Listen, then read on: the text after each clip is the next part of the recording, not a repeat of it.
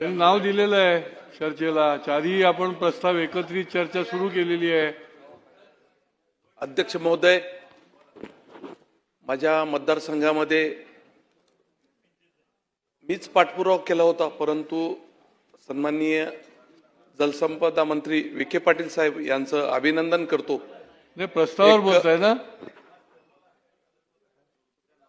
आपण? 293 माझा विषय एक खूप दिवसापासून रखडलेला सहस्त्रकुंड प्रोजेक्ट आहे.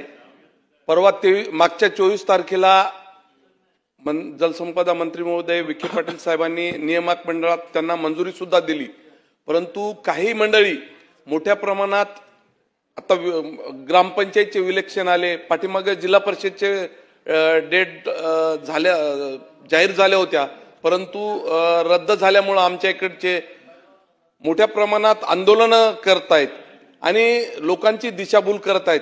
एवढा मोठा जे सहस्त्रकुंड प्रोजेक्ट आहे, जवळजवळ मागच्या वेळेस 2009ला त्याची वर्क ऑर्डर निघाली होती, त्यावेळेस 220 दशलक्ष घनमीटरचा हा प्रकल्प आता पूर्णतः त्याच्यात बदल केलेला आहे आणि पूर्ण निंगनूरच्या डॅम मध्ये त्याचं 220 दशलक्ष घनमीटरचं पाणी सोडलेलं आहे आणि इथं फक्त उच्च पातळी बंधारा आणि पाठीमागं बॅकवॉटर जाणार आहे 21 किलोमीटर पर्यंत, परंतु जाणून बुजून आणि त्याच्यावर 25 मेगावॉट पर्यंत लाईट सुद्धा जनरेट होणार आहे.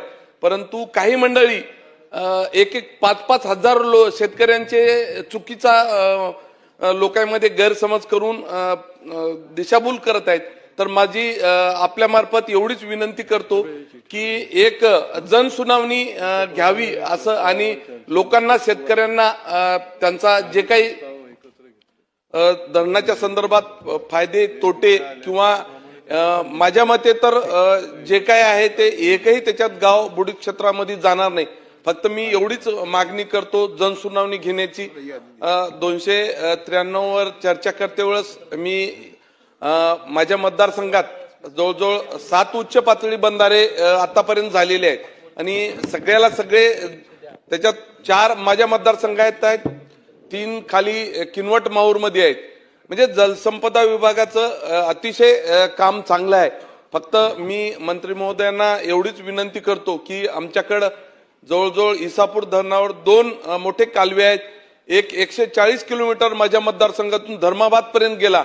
त्या कालव्यावर खूप दिवसाची शेतकऱ्यांची मागणी आहे की एक आमच्या इथं केदारनाथ डॅम आहे, त्या केदारनाथ डॅमला फारसा सोर्स नाही, तर इसापूर धरणाचं पाणी लिफ्टद्वारे केदारनाथ डॅम मध्ये सोडण्यासाठी मंत्री महोदय प्रयत्न करावे. त्याचबरोबर एक बेलमंडळ गावापासून दुसरी लिफ्ट करून म्हाताळ्या तलावामध्ये पाणी सोडण्यासाठी नवीन सिंचन लिफ्ट अशी घेण्यासाठी मी मंत्री महोदयासोबत बैठक सुद्धा लावली होती, परंतु सर्वेसाठी सुद्धा मान्यता मिळालेली आहे.